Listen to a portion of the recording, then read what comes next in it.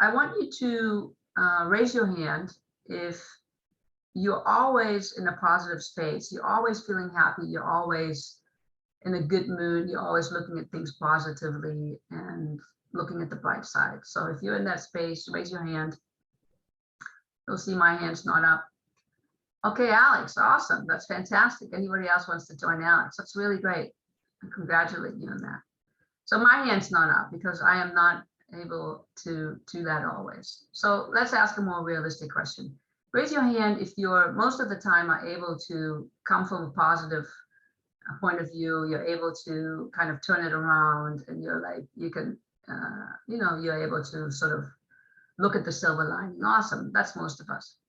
Now, I'm going to ask the question one more time, and I want you to be really, really honest with yourself. Raise your hand if there's an area where you immediately know that you're going to get tripped up. So this is maybe when they're talking about your ex-spouse, or you lost a big client, or maybe this is about your personal commitments that you're making with yourself, like, diets start on Monday and they finish on Monday. So if you have an area like that where you know you're going to get triggered and you're going to be negative, most likely raise your hand. Okay, that's I think all of us. So I thank you for being honest, because when we can't be honest, it's going to be difficult for us to make a change. So I'm going to suggest that oftentimes we get triggered because there's something going on in our unconscious and our subconscious that we haven't been able to change. And today's going to be about that. How can we get to the unconscious and subconscious, and how can we be more aware what level we're coaching? Are we addressing the sort of more intellectual part of the client? Are we addressing their emotions? Are we really getting into the subconscious and unconscious? And are we aware of it? And what can we do to sort of support that more? And how can we use this also with ourselves? Because all of us, we have some limitations. We have some blind spots. We have some areas in our personal life and in our coaching business that we haven't been able to move forward. And if you look at your business, I don't know I don't care how long you've been in business, you can see that for years, there are some things that you're doing this in the same way every year. And the problems, maybe the problems have gotten smaller, or the challenges, but it's kind of still there.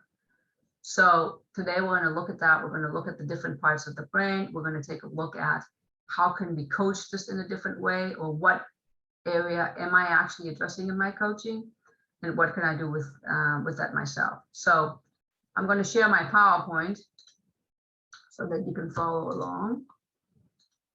And of course, there's always opportunities for you to ask me questions afterwards. Okay, so let's make sure that I know how to, here's our agenda. So agenda is we're going to talk about the brain. Is it a friend? Is it a foe? We're going to talk about basic neuroscience. We're going to look at emotional rescue. I'm going to talk about muscle testing. That's my thing, about applied kinesiology and how I use it in coaching. If we have time, I'll do a demo. And then we're going to look at, I'm going to share with you a toolbox for ourselves and our clients. And we're going to have some time for questions and answers. So I'm going to start on a positive note. Let's see, why can't I move this forward? Okay. Okay, I want to start on the positive note. And I want to talk about what's working well. And I want you to take a look at all these things that you're doing really a great job.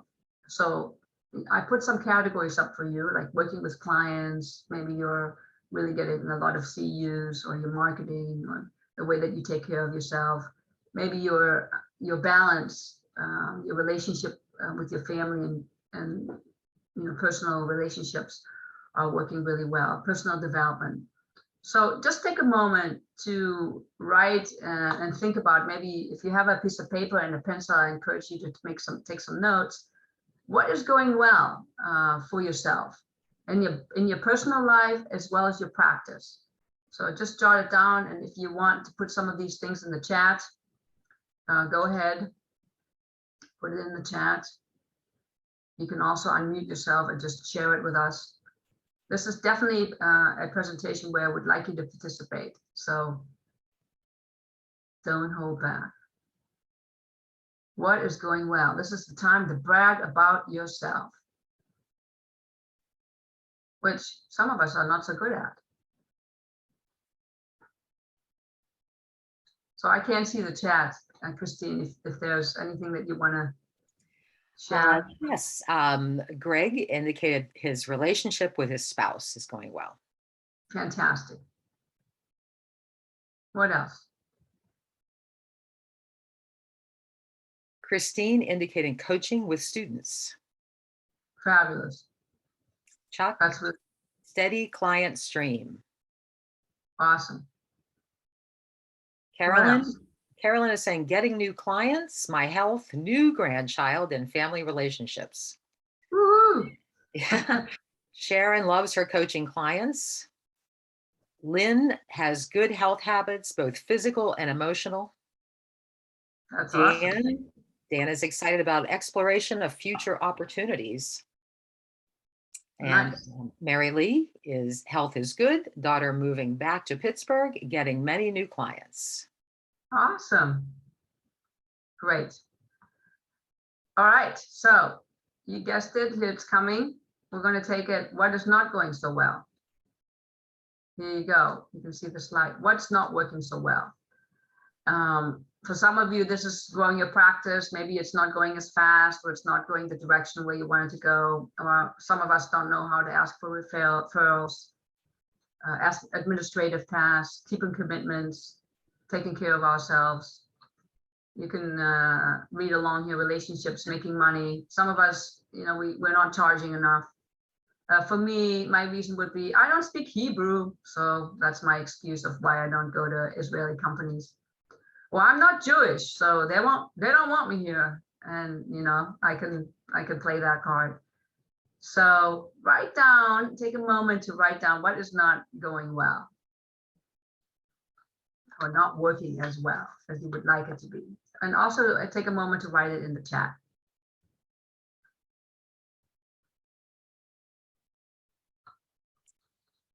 Carolyn's indicating dealing with negativity in the world, finding a good coaching 201 class.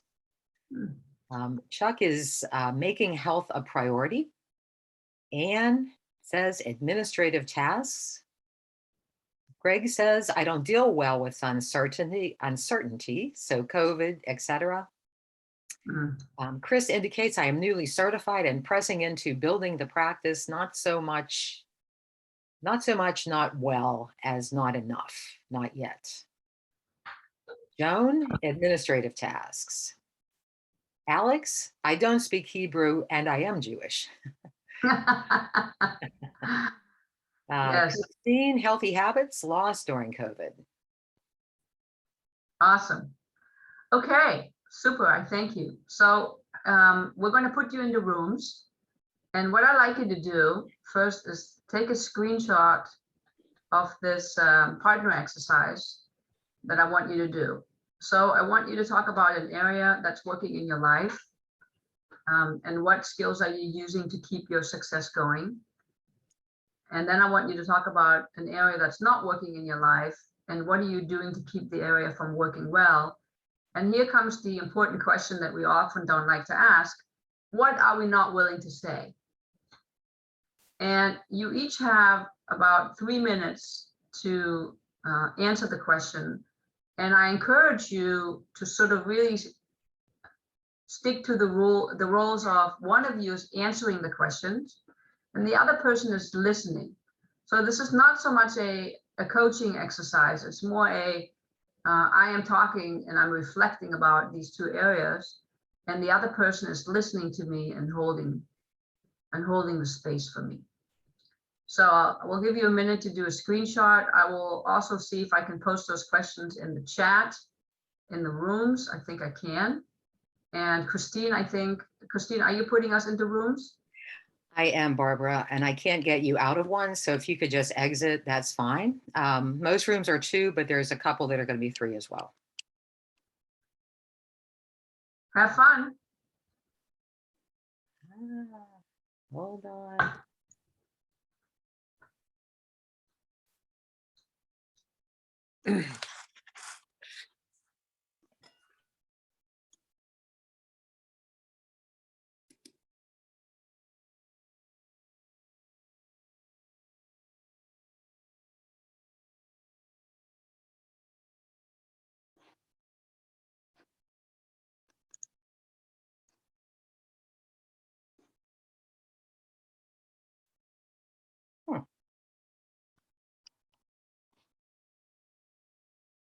Chuck, do you want to go to a room?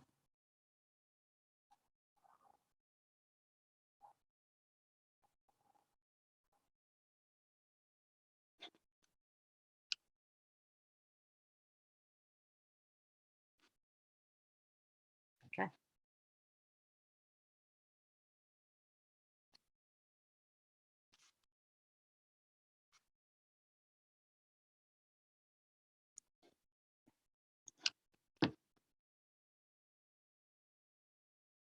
We would say in Hebrew,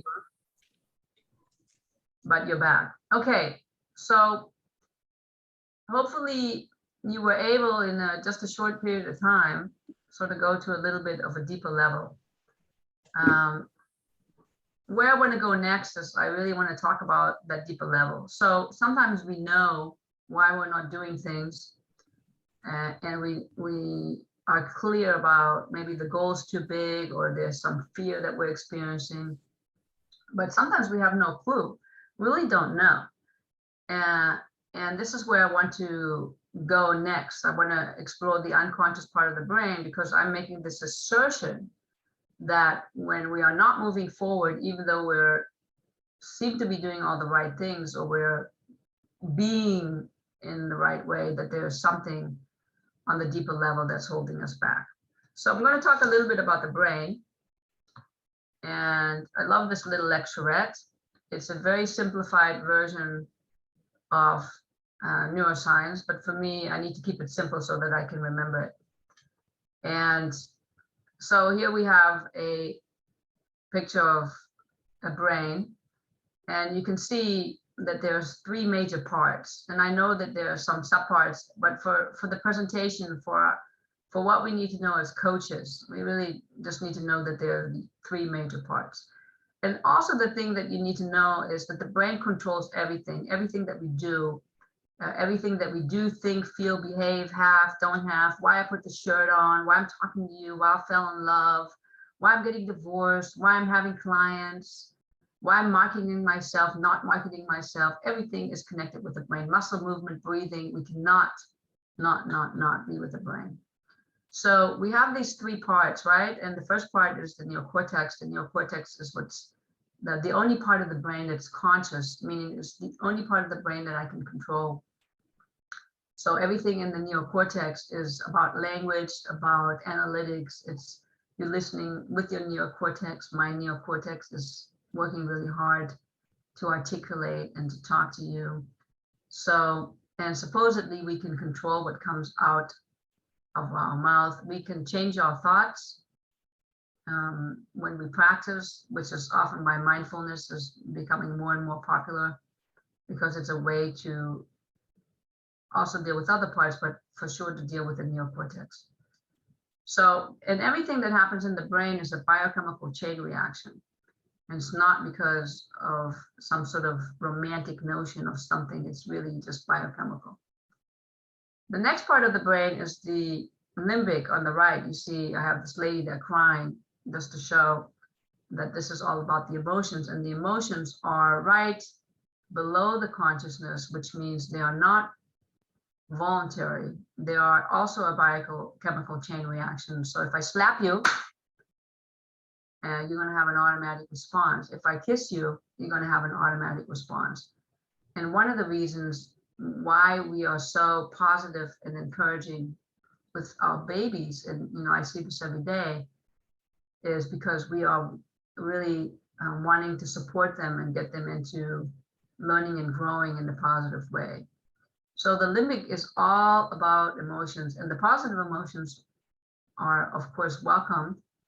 And then we have the more negative emotions that might be difficult for us. And one of the things that's going on right now, because we are experiencing such great challenges, is that all the things that we haven't dealt with, all of our fears, all of our anger and whatever we've stuffed down that we didn't want to see is coming out more, because our ability to distract ourselves with however we were doing it, whether it is as coaches or as individuals, and it's the same for our clients, is becoming more and more challenging. So the limbic is what we would call the subconscious. And most of us, we know what we're feeling, but we don't know all of the things that we're feeling. So consider that the subconscious is like a beach ball. You're pushing it down, but as soon as you release the pressure, you're going to experience all of it. So it is a way, there's a way that we can access it. And then we have the reptilian brain. The reptilian brain is all about the unconscious. Those are the things down there that we don't know, that we don't want to know, and they're deep down there. And when a client comes to you, the same as you are there, you need to take into consideration that in front of you, besides the fact that there's a soul and a human being, that this human being comes with a neocortex, it comes with the limbic system, and comes with a reptilian system. And that all of those aspects are being part of the coaching. Now, let me give you a couple more information about the brain. And one of the important information is this guy named Pavlov, which I'm sure all of you remember and have heard of.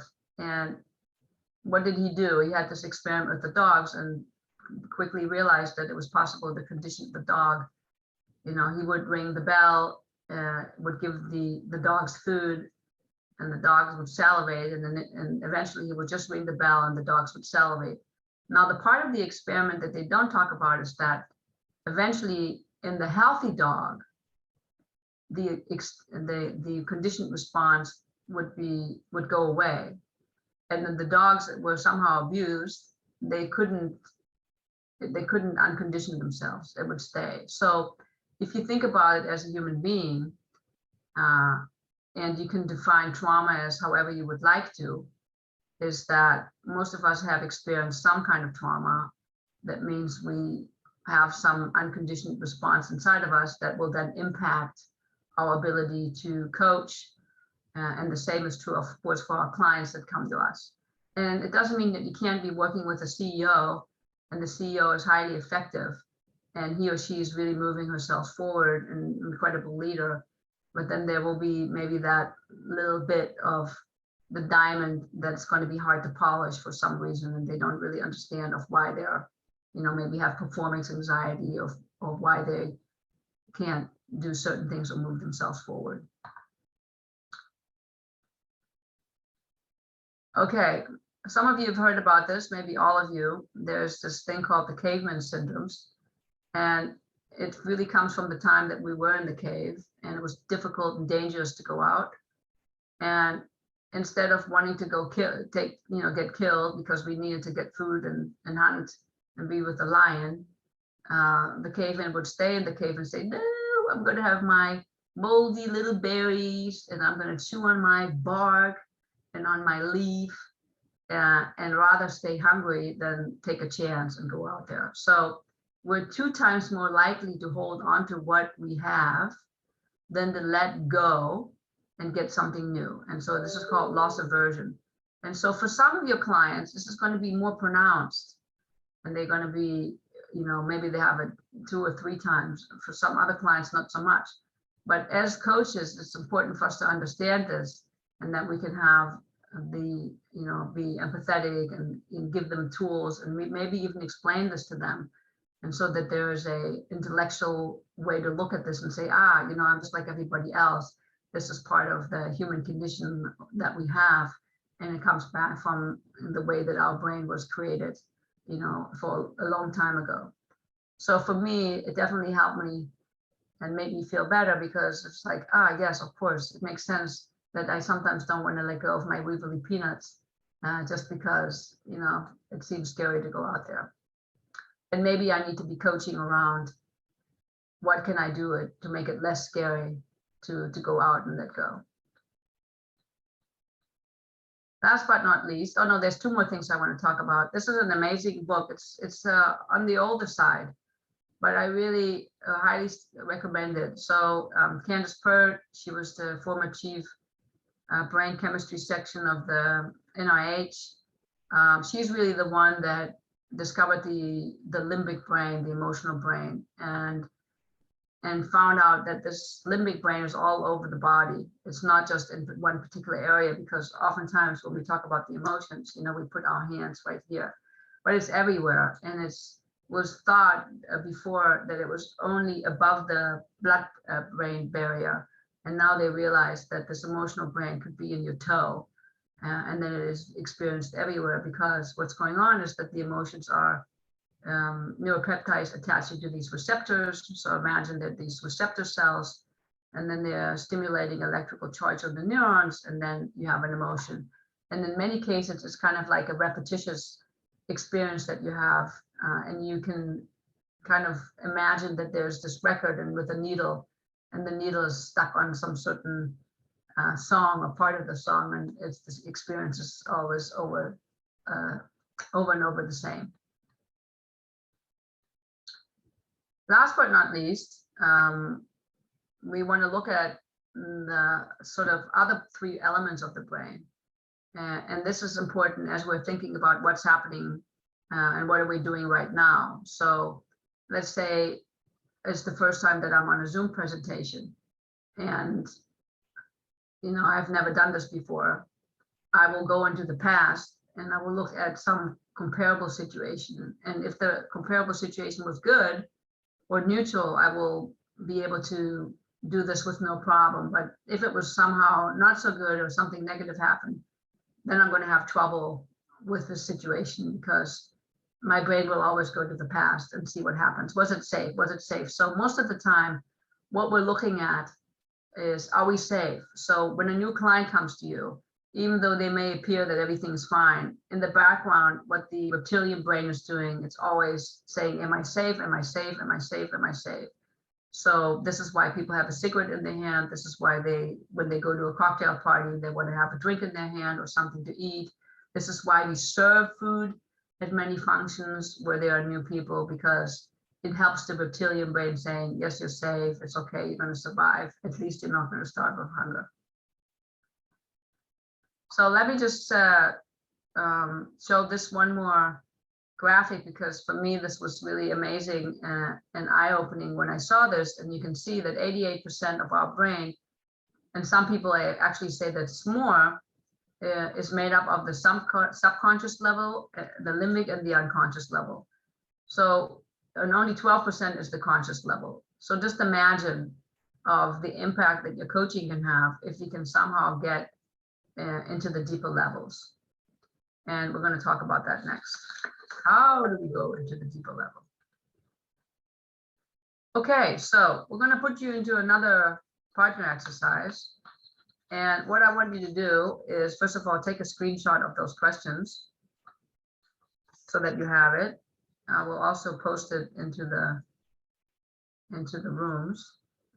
But I want to have you do this and just kind of, you will have 7 minutes each. And I want you to sort of play around and see, okay, what level am I coaching here?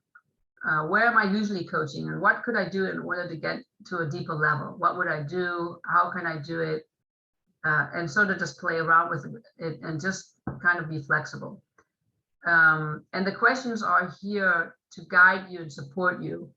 If they're kind of in the way and you feel like they're really obstructing you, no need, just do your own thing.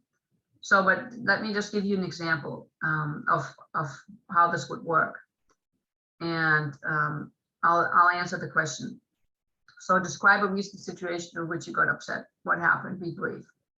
So recently what happened to me is that I was in a conversation with somebody, and somebody said something to me that was really hurtful. What negative emotions got triggered inside of you? I felt, I heard, I saw somebody said to me, you're not Jewish, you don't belong here, go back to where you came from. This is a country for Jews, and Israel doesn't want anybody else. So what negative emotions got triggered inside of me? I felt unsafe, I was hurt, I was really sad, and a little bit afraid of, how was the future going to be? How did I handle the trigger? I didn't handle the trigger so well. I really got a little depressed and felt that I was really depressed. I was like, what am I going to do? It's already so hard here with all the immigration rules and the, rules for non-Jews and the visa rules. And I'm like, you know, do I really belong here? Do I want to stay here? Maybe I want to go somewhere else. What underlying beliefs were affirmed? I don't belong here. I don't belong anywhere. I'm not wanted. People don't want me, and I'm not loved. What did I do to affirm this belief? I really allowed this to impact me in such a way where I believed this was true. Like that one person's statement was the majority of, you know, what everybody believed. So I took it for as it was, you know, really like it was true. How could it have been more effective? You know, I could have taken that statement and just maybe coach myself a little bit, or I could have called a friend of mine and get coached, or take it into my meditation and instantly realize that this really hit me very deep, and support myself. What is the underlying bigger issues to address? So the underlying bigger issue for me is the sense of belonging, and the sense that I feel like I don't belong, I'm different. And if you look at my history, you know, I'm from Germany, and I lived in the United States, and now I live in Israel, that I'm often kind of am surrounded by not necessarily the majority. So, and the bigger soul issue of mine, to have a sense of belonging and to realize that of course I belong, and see how this is still impacting me. How do you see this belief playing out in your life, and where does this originate from? So I have some idea of where this comes from because I've done a lot of work. And one of the things that happened to me as a baby is that my mother almost passed away, and it took a long time before we were connected, because obviously they had to attend to her and she couldn't attend to the baby. And then also growing up in an environment that wasn't very nurturing at all, and having a lot of traumatic experience. So when I look at my childhood, I can see, I know where this originates from.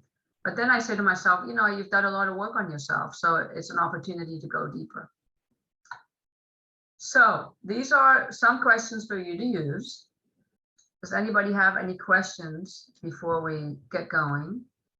And you can use them, as I said, or not, or do your thing, however you want to coach. And the invitation is to look at coaching the deeper levels. Okay, everybody good? Yes? Good. All right. So I think, Christine, you're back driving the boat, driving the ship, however, whatever that statement is. And here we go. See you in 15 minutes.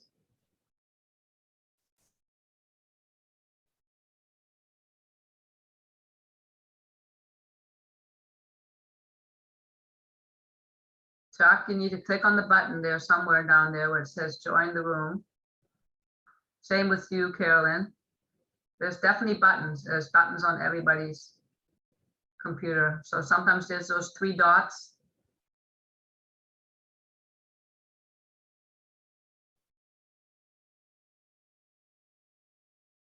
I can't. Ari, I'm going to join room 4.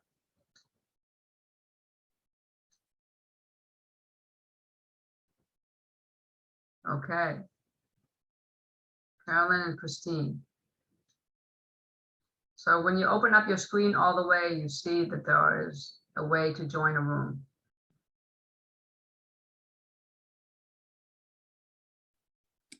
I have nothing, except I can leave. That's what it says. I have apps, reaction, record, share screen, chat, participants, stop video, mute, and view options. Maybe you need to look at your settings. I mean, have you been in rooms before? Yesterday. I That's had no very problem. Yeah. Let me see. Sharon is all alone. Wait, Okay, Christine. I'm moving into Sharon's room. Maybe that will make a difference. Let's Mine see. just got invited to room 1. Room 5. Okay, see if you can join Sharon. Did you get an invitation?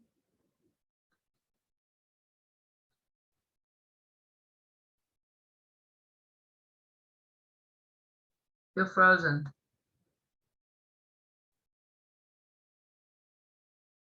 I can't hear you.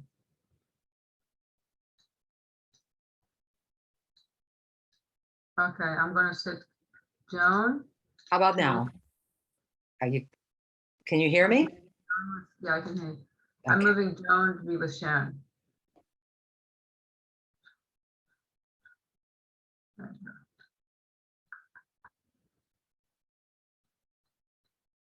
Christine left us, Everyone is in. except for Christine. And That's that. Oh, Christine Hughes? no, Christine's, oh no, you are. Yes, Christine Hughes is in room 7. So we're good. It's just you and I. It's you and I. Let's look, what's the time? 12:50. Okay, good. I set a timer here. We have until a few minutes after.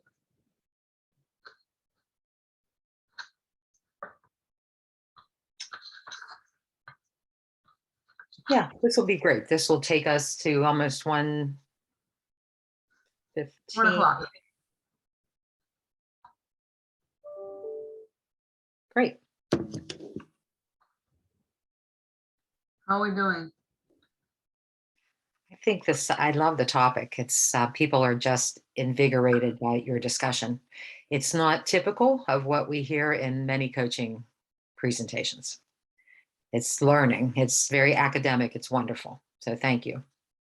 Okay, good. Yes, I want you guys to learn. Mute yourself and just. So what did you learn? Somebody share. Well, this is Dan. I'll go ahead and share a quick observation of my own about myself, and I shared this in my group with Ariette.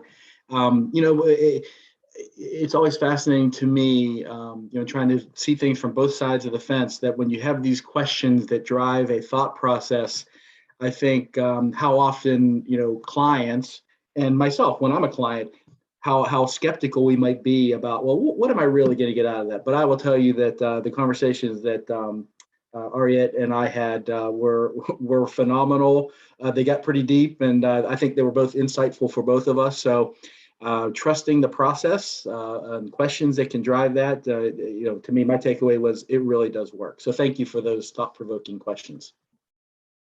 Thank you, and thank you for sharing. One other person.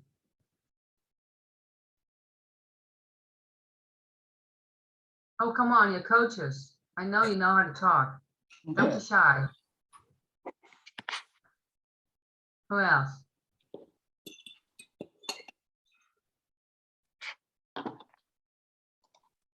Oh, I'll go.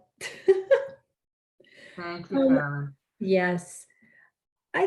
I really enjoyed the conversation I had with Alex. And it's funny because it gave us an opportunity to dig a lot deeper than I normally would go. And the reason that I normally don't go too deep is because I'm not exactly sure where that line should be drawn between getting information or going so far that you're now in territory you shouldn't be in.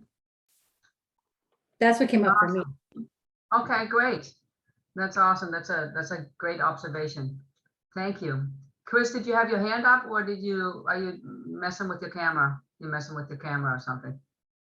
Okay, awesome. Okay, so I want to talk a little bit about, that line, which I think in the early days, that line was lightly tread on, because, if you were a therapist, you weren't allowed to be a coach, and you had to give up your therapeutic practice. But coaching has really evolved. And I can tell you, especially in Israel, a lot of the MCCs are often trained in other modalities, and they really have combined things. So what are some of the ways that we can, if we want to, remember, some of you are not going to be interested in this and you want to stay on a certain level, but for some of you, this is rich and you might be very interested. So what are some of the ways that as coaches, we can use some tools to sort of go into the deeper level? And of course, a lot of you probably are practitioners where you do prayer, meditation, mindfulness, any of that kind of activity. But then there's NLP, there's EFT, there's somatic work. There are coaches that are also trained as hypnotists. there's dream work, there's guided imagery. Many of us, I would say, probably work with beliefs. Then there's the healing of memories, being of service to yourself and others. And one of the probably kind of easy way to get into this conversation with your clients is to become more aware of your intuition. Your intuition as a coach, of where you want to journey with the client, and then also calling forth the intuition of their intuition. So this would be an invitation for you to take a look at what is it that do I feel attracted to, and maybe I want to ask one of my coaching friends who does NLP, or maybe they do some other things, and just to experience this for myself and see what's there for me. And maybe there's nothing, and I'm not interested in that, but so that I can expand my own awareness of the different modalities of coaching. So I did something like that, and I felt like a lot of people came to me and they wanted different quick change, and it wasn't working the way they wanted to. And I had already experienced as a client different kind of modalities as a coach and therapy, and decided that I wanted to bring a new modality, and I named it neuroemotional coaching. So neuroemotional coaching is all about helping people change their response to circumstance, and looking at the particular situation and saying, I'm responding in this way, and this is not maybe the most powerful way that I'm responding. And maybe I can change myself on the conscious levels, but maybe there are some things going on that I don't know. And that's what I'm interested in. And a lot of this was driven by my own experience. So I told you earlier, I had a pretty traumatic childhood. I was sexually abused as a child, and it really drove me because I didn't want to be confined. I didn't want to walk around with that and say, well, this is how I'm going to shape my experience or my existence. And so I was always searching for things. And I'm really proud to say that I was able to do it. And then 3 years ago, my dad was passing away. I was able to really have the final conversation with him and forgive him and forgive, all the process and the people that were involved, and really be at peace with it. And when I think about it and talk about it and I'm present to it, it's just like there's a quiet inside of me. And a lot of this I attribute to working really on a really deep level. So neuroemotional coaching is a combination of coaching. I'm a certified coach. I was trained with the Coaches Training Institute. I did some work with the Gestalt Institute, but also using kinesiology, understanding of how our brain works, and then putting it all together. And for me, the kinesiology is important and it's powerful because immediately gets us to the point. So, people can always make the argument as a coach and saying, well, that's not coaching. And I accept that. And for some of you, you can say, well, it's not coaching. For me, it just moves the needle, and it gets us to a different starting point. So if a client comes to me and they have they want to maybe make $1 million, or they want to expand their practice, or they want to, reach a goal, I use a tool of where I can say, well, let's just see how your conscious, your subconscious, your unconscious brain is responding to that.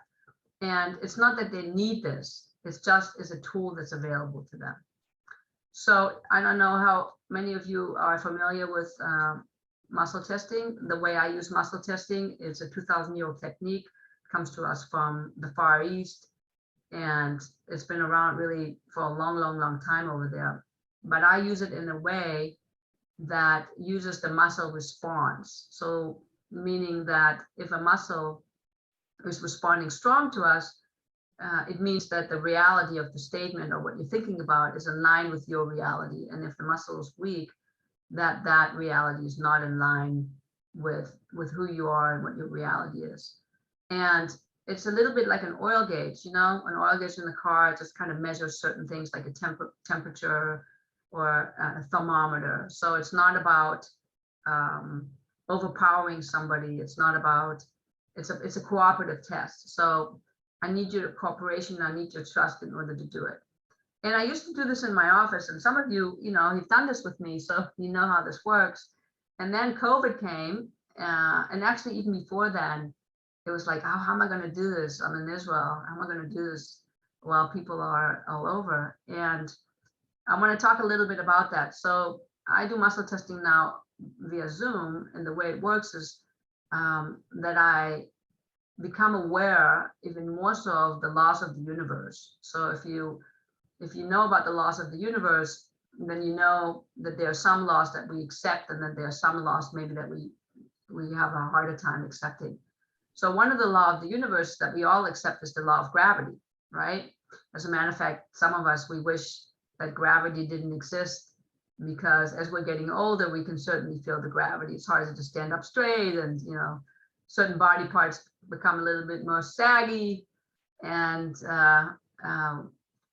so we know that gravity exists. But there are other laws. There are a law of vibration, there are a law of cause and effect. And if you become aware of this law of vibration, you realize that everything that we see, even especially human beings, and everything that's solid to us is actually not solid. If you looked at it under a microscope, you would see that everything's moving. And if everything is moving, if I'm moving and everything has an energy trail, then the energy trail is moving other things. And if you've heard about this notion of that we're all connected, it's because everything is moving. And you can say, well, how can it be, Barbara, that you're moving your arm and then I'm experiencing it in Pittsburgh? Well, it works because all of us we can change our sensitivity, and so that we can be present to that. So what I do is, it's like I get permission from my clients that I can sort of check out their energy field, and then I use myself as a proxy, and I muscle test myself on their behalf, and that's how I can find out what's going on with them. So let me just stop here, because for some of you, this may be totally new. So any questions so far? People, have you heard of muscle testing? Any questions that you have about it? All right, Christine, can you see the chat?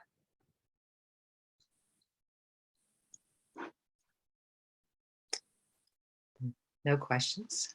Okay. All right, I'll just keep going. So in my tool, in my technique of neuroemotional coaching, my goal would be to change your belief that you have. And I want to find out what is going on with your belief. So I have this picture here that you can see that before the exercise, if you made a statement such as, I'm okay with charging more money, you will have had some interference with that statement for whatever reason, or with exercising or making mistakes. And then after we've completed the neuroemotional coaching, that there will be clarity and there will be a neutrality.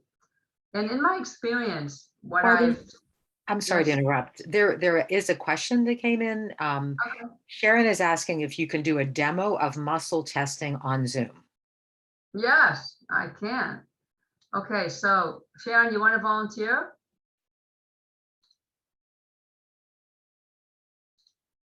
Sure, I'll volunteer. Okay, let me stop my sharing so I can stop share. Ha, where are you? I'm right here. Okay. Okay, so what I used to do, as Sharon will know, is that I used to ask people to put on their arm at a 90-degree angle. Okay. And I would push down on people's arms, right? And the idea was that there's a particular technique to it. And so one of the things that I am actually now moving, that I move towards, is that I'm teaching other coaches how to do it, so that you can actually, if you want to, you can use this technique with your clients. So I've also have an app, and I've written about it in the book. Now what I do is I would ask Sharon for permission to get into her energies field. If you're a parent, or if there's somebody that you really love, then you will know when you think about them, you can sort of get an idea of what's going on with them. Or even when the client's sitting in front of you, if you really get present, you know what is going on with them. And sometimes you will, if you're a CTI person, then you will do listening level 3, or they now have listening level 4, and they will say, well, I sense you doing XYZ. It's the same thing. And we've really had to refine our skills as coaches so that we can do it over Zoom. So basically what I would do is I would ask Sharon, so Sharon, can I muscle test you? Sure. Okay, and so what I will use, and you can do this with any part of your body, I will use my hand. And I will use this little muscle here in the middle, and I will muscle test her using this little part of the finger. So it's the bottom part of my finger. And I push it against my thumb. So I would say, Sharon, would you please say to me, my name is Sharon? My name is Sharon. Okay, and because I've done this a lot, and I feel very comfortable with myself 20 years later, I can see the muscle testing is strong, and her name is Sharon. And we do this little starting routine because it's just like booting up a computer. You want to see what goes on, if the person is healthy, if she has slept enough, she's not high, she didn't drink, that her brain is in a particular space that we can actually do this work. So now I would say to her, Sharon, would you please say to me, my name is Mary? My name is Mary. You see the muscle test is weak. You see my hand flipping, my finger is weak. Okay. All right. So what did we establish? We established, and this is all based on trust, but then coaching is all based on trust, is that she's congruent on her name and she's not congruent on a different name, meaning her reality is aligned with who she is. So let's say, Sharon, I'd like you to put your finger above your eye, between your eyebrows. Mm-hmm. Okay. All right. Everybody, you can do that. Everybody can take your finger between your eyebrows. And you can see our muscle test, Sharon, and it's weak. And that's the way it's supposed to be, because this is a point in our body, and you can take your arm down, your finger down, where all our energy lines are connected. I should say all. It's the only part of the body where energy lines are connecting. And the moment I put my finger on here, it's like I'm taking your fuse out. So Sharon, would you be willing to play a little bit with me? Sure. For old sakes, because we've known each other for so long. Long time. All right. All right. So what is something that's still challenging to you? Sharon, who's done everything. Technology. Okay. So say the statement, I'm okay with technology. What am I going to say? I don't play with technology? No, I'm okay with technology. Oh, I'm okay with technology. Okay, so I'm muscle testing her, and you can see that the statement is weak, which means her reality matches her experience. She's not okay with technology, and probably she's been trying to get herself better with technology, emphasis on trying, okay? And maybe she's making some progress, but she's probably not making the kind of progress that she wants to make. So depending on how important this is to Sharon, she might say, okay, Barbara, I want to have a session and let's work on it so I can make the progress I want to make. I really want this to be a no, never mind kind of thing. Okay, and so I would work with her and we would identify and find out, what is this statement connected to? Where is her limiting belief below or beyond of what she can identify for herself? And we would identify it, we would find out if it has any roots, any connections to anything in her consciousness. If it does, there's a breathing technique that I use that will connect her neuropeptides and basically create new neuroplasticity. So it's a way for her to neutralize the statement and move herself into, I'm okay with technology. And we all know when there's a positive statement that lives inside of ourselves, that it's easier for us to carry out the behaviors that we need to carry out in order to make the change, right? Because coaching only happens, things only change if I actually do something differently. If I embrace something, if I let go of something, if I be in a different state or a different mindset, if I forgive something, then there's actually progress that we'll experience. Correct? Yeah. Okay, yeah. Good. Thank you. Okay, so that's basically how it works. And in my neuroemotional coaching, I don't know that we have time to do a demo today. I wish we would, but we only if you guys would want to stay a little longer, then I could show you how it works. I really work with people on their deep beliefs because I feel like when I look through that lens, it's a powerful way to really move, help our clients move themselves forward if they want to. Because if they've been wanting to make bigger sales, but they're tripped up by the fear of rejection and they can't really, it's just like in there, it's ingrained in there, and they have a hard time turning that around for themselves, then that is a way that I can support them. So let me just stop here. We have a few minutes that I want to open it up for question and answers. So what do you want to know?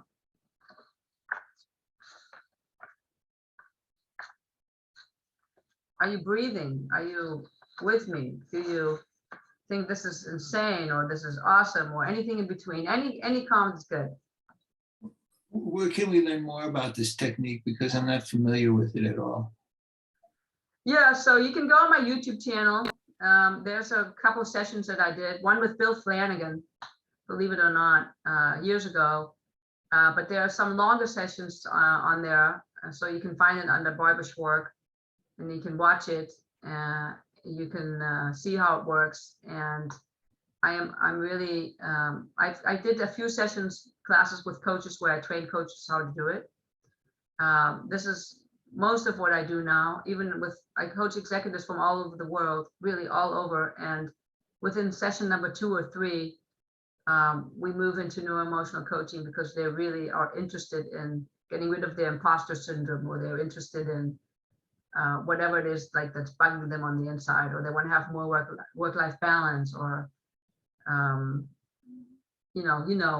more resilience, or they want to be able to deal with COVID, or all the different challenges that they have these days. So you can watch it there. If you are interested in seeing how it works, shoot me a message. I'm doing a makeup session for a goal setting course that I'm doing right now, and I will just invite you because that's what we'll be doing for an hour. I will do a couple of demos with people, and then you can just watch it live if you want. So that will be happening on Sunday from 2 to 3 Pittsburgh time. But I'm happy to show it to you, or I'm even willing to like show you, if you want to have a private session, just hit me up and I'm happy to do it. I just love it, and it's just my favorite thing to do. Anybody else? Guys, it's so quiet. So I will follow up with Christine, but before I do, I want you all to take a glass and put it in your hand. And pretend that you have a glass in your hand. Oh, good. Some of you are good water drinkers. Look, I have my glass. And then I want you to put some dirt in it. Put some dirt in it. Put some vinegar in it.